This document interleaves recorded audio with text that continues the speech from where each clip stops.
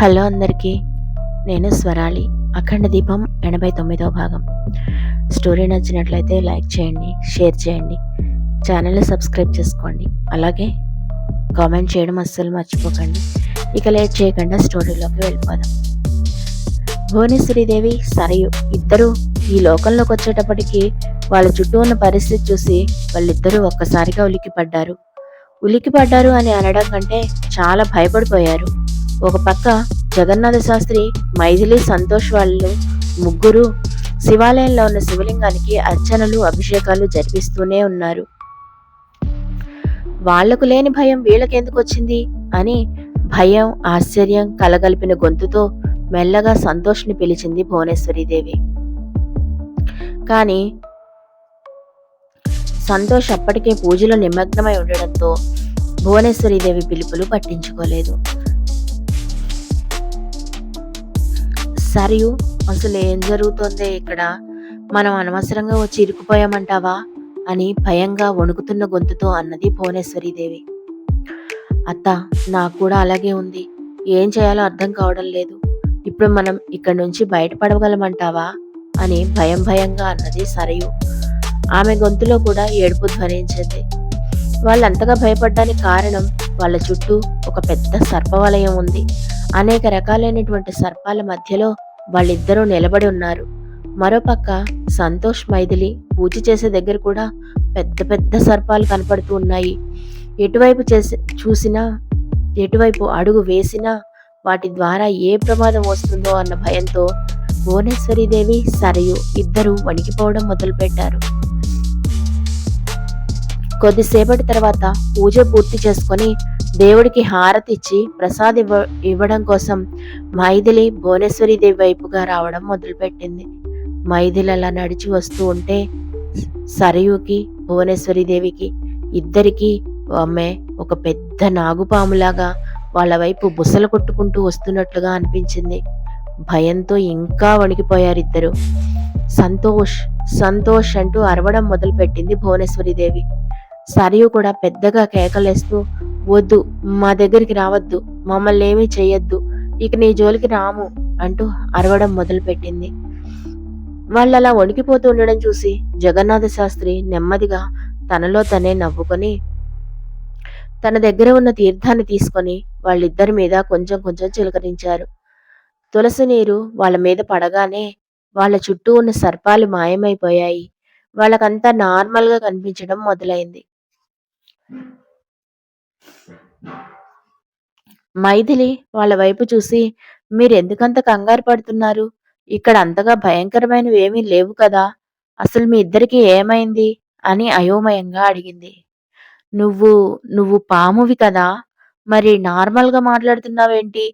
నువ్వు నిజం చెప్పు, నువ్వు మైథిలివేనా అని అనుమానంగా అడిగింది సరయు. ఇన్ని రోజులు నీకు పొగరే అనుకున్నాను, పిచ్చి కూడా ఉందా ఏంటి? దేవాలయంలో పిచ్చి పిచ్చిగా మాట్లాడుతున్నావు. తీర్థం తీసుకోండి, చేసిన పాపాలేమైనా ఉంటే పోతాయి అని చిరాగ్గా అన్నది మైథిలి. భువనేశ్వరీదేవి కూడా మైథిలి వైపు భయంగా చూస్తూ ఉండడం చూసి మైథిలికి ఏమీ అర్థం కాలేదు.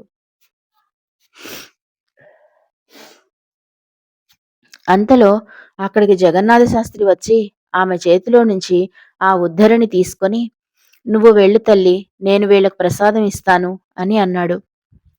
జగన్నాథ శాస్త్రి గారిని చూసి భువనేశ్వరీదేవి, శాస్త్రి గారు, నిజం చెప్పండి, నేను ఇప్పుడు ఇక్కడ చూసిందంతా నిజమా, లేకపోతే ఇప్పుడు చూస్తూ ఉన్నది నిజమా అని తడబడుతూనే అడిగింది భువనేశ్వరీదేవి. మీరు ఇక్కడికి వచ్చేటప్పుడే నేను చెప్పాను భువనేశ్వరీదేవి, ఇక్కడ ఆ తల్లి ఆజ్ఞ లేకుండా ఏమీ జరగదు. నేను నిమిత్త మాత్రుడిని. నిదర్శనం మీరే చూశారు కదా అని అన్నాడు జగన్నాథ శాస్త్రి.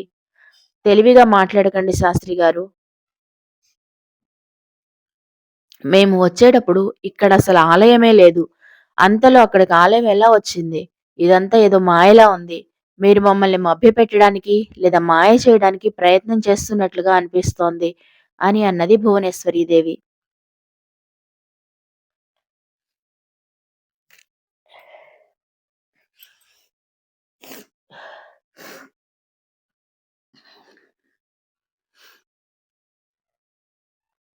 అమ్మా, అలా మాట్లాడతావేంటి? మనం వచ్చిందే ఆలయంలోకి కదా! నువ్వు మర్చిపోయినట్లున్నావు. అసలు మీ ఇద్దరికీ ఏమైంది? ఎందుకిలా ప్రవర్తిస్తున్నారు? అని కొంచెం అసహనంగా అడిగాడు సంతోష్. లేదు సంతోష్, నాకు బాగా గుర్తుంది. మనం ఇక్కడికొచ్చినప్పుడు ఇదంతా ఉత్త నిర్జన ప్రదేశం. అకస్మాత్తుగా ఇక్కడికి ఆలయం ఎలా వచ్చింది? ఇదంతా ఏదో మాయలాగా ఉంది అని అన్నది భువనేశ్వరీదేవి. సంతోష్ నెమ్మదిగా నవ్వి, అవునమ్మా, నిన్న మొదటిసారి వచ్చినప్పుడు మాకు కూడా ఇక్కడ ఆలయం కనిపించలేదు. ఆ తర్వాతనే మాకు ఆలయం కనిపించింది. బహుశా మీరు మొదటిసారొచ్చారు కాబట్టి మీకు కూడా అలాంటి అనుభవమే ఎదురై ఉంటుంది. అంతకు మించి వేరే ఏమీ లేదు అని అన్నాడు సంతోష్. ఒక క్షణం భువనేశ్వరీదేవి ఆలోచనలో పడిపోయింది. అది సరే, మరి ఇక్కడ బంగారు విగ్రహం ఉంటుంది అని, అది గాయత్రీదేవి పూజించిన విగ్రహం అని చెప్పారు కదా! మరలాంటి ఆనవాళ్ళేవి ఇక్కడ కనిపించడం లేదు. ఎందుకని? అని మరోసారి ప్రశ్నించింది భువనేశ్వరీదేవి.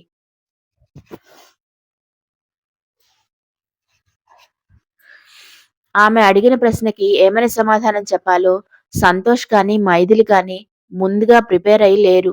అందుకే ఏ సమాధానం చెప్పలేకపోయారు. వాళ్ళ పరిస్థితిని అర్థం చేసుకొని జగన్నాథ శాస్త్రి ఆమెతో, అమ్మవారు, ఆ పరమశివుడు వేరు వేరు కాదు కదా తల్లి! అందుకే ఆ విగ్రహం ఈ శివలింగంలోనే ఐక్యమైపోయింది. మళ్ళీ 25 సంవత్సరాల తర్వాత కానీ అది అందరికీ కనిపించదు అని ఇక్కడ స్థల పురాణం చెబుతోంది. కావాలంటే మీ వెనక ఉన్న ఆలయ గోడలపై శాసనాలు చెక్కి ఉన్నాయి. వాటిని చదవండి అని అన్నాడు జగన్నాథ శాస్త్రి. నిజానికి ఆలయ గోడలపై ఉన్న శాసనాలు ఏ భాషలో చెక్కారో ఎవ్వరికీ తెలియదు. అవి ఎలాగో ఆవిడికి అర్థం కావు. కాబట్టి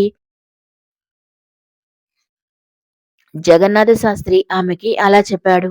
ఆలయ గోడలపై చూసిన భువనేశ్వరీదేవి కొంతవరకు జగన్నాథ శాస్త్రి చెప్పింది నమ్మింది. కానీ బంగారు విగ్రహాన్ని తను ఎందుకు చూడలేకపోయిందో తనకు అర్థం కాలేదు.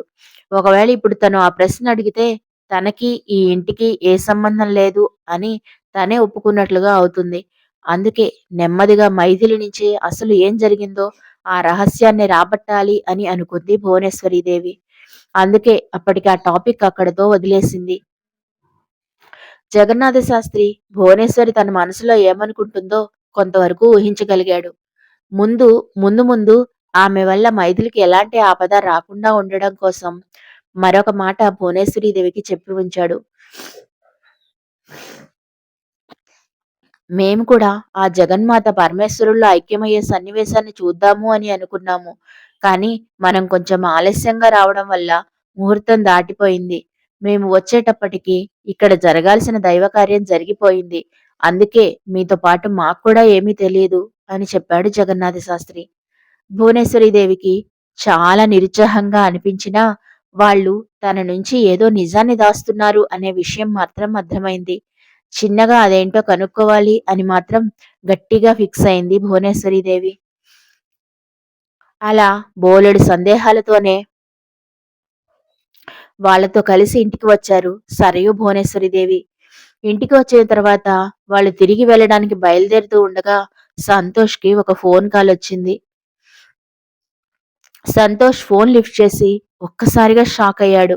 అతను మాట్లాడే మాటలు వింటూ అక్కడ ఉన్నోళ్ళందరూ కూడా అయోమయంగా నిలబడిపోయారు. సంతోష్ ఆవేశంగా ఫోన్‌లో, అసలెవర్రా నువ్వు? ఏ మాట పడితే ఆ మాట మాట్లాడుతున్నావు? ముందు నువ్వెక్కడున్నావో చెప్పు. వచ్చి డైరెక్ట్‌గా నీతోటే తేల్చుకుంటాను అని ఆవేశంగా అంటున్నాడు సంతోష్. అవతల వైపు నుంచి ఏం మాట్లాడారో మిగతా వాళ్ళకి అర్థం కాలేదు కానీ ఏదో ప్రాబ్లమ్ అన్న సంగతి మాత్రం అర్థమైంది. నువ్వక్కడే ఉండు. నేనిప్పుడే వస్తున్నా అని ఫోన్ పెట్టేశాడు సంతోష్. అందరూ సంతోష్ వైపు అయోమయంగా చూశారు. మైథిలి మాత్రం భయం భయంగా చూసింది. సంతోష్ నేరుగా భువనేశ్వరీదేవి దగ్గరికి వెళ్లి, అమ్మా, నాన్నగారు ఎక్కడున్నారు? నిజం చెప్పు అని అడిగాడు.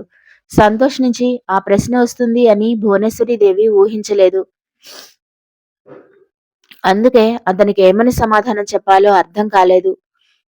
నీళ్లు నములుతూ నిలబడిపోయింది భువనేశ్వరీదేవి. అమ్మా, మాట్లాడు. నాన్నగారిని అబ్రాడ్ పంపించానని, వైద్యం చేయిస్తున్నానని చెప్పావు కదా! నాన్నగారు ఎక్కడున్నారో చెప్పు. నాకు సమాధానం కావాలి అని రెట్టించి అడిగాడు సంతోష్. సంతోష్, నేను చెప్పే విషయం కొంచెం జాగ్రత్తగా విను. అని భువనేశ్వరీదేవి ఏదో చెప్పబోతున్నంతలోనే, "అమ్మా! ఇప్పుడు నాకంత టైం లేదు.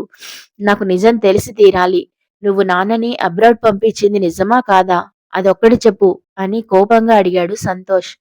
"లేదు సంతోష్. నేను అబ్రాడ్ పంపించిన మాట నిజమే. కానీ ఈ మధ్య కాలంలో మీ నాన్నగారు ఎందుకో నాకు నాతో మాట్లాడడం లేదు. నాకదే సందేహంగా అనిపిచ్చింది. నీతో ఆ విషయం గురించి మాట్లాడదాము అనుకున్నాను. కానీ అంతలో ఇక్కడికి రావడం, ఈ పూజలు వీటితో నీతో మాట్లాడే సమయం కుదరలేదు" అని అబద్ధం చెప్పడానికి ప్రయత్నం చేసింది భువనేశ్వరీదేవి. "నాన్నగారు నీతో ఎప్పటినుంచి మాట్లాడడం లేదు. అసలెక్కడున్నారో నీకు తెలుసా?" అని మరోసారి ప్రశ్నించాడు సంతోష్. "నేనిక్కడికి రావడానికి ఒక వారం ముందు నుంచి ఫోన్ చేసినా కలవడం లేదు. ఎన్నిసార్లు మెసేజ్ చేసినా రిప్లై కూడా రావడం లేదు. బాలుగడి ఫోన్ కూడా స్విచ్ ఆఫ్ అని వస్తోంది" అని చెప్పింది భువనేశ్వరీదేవి.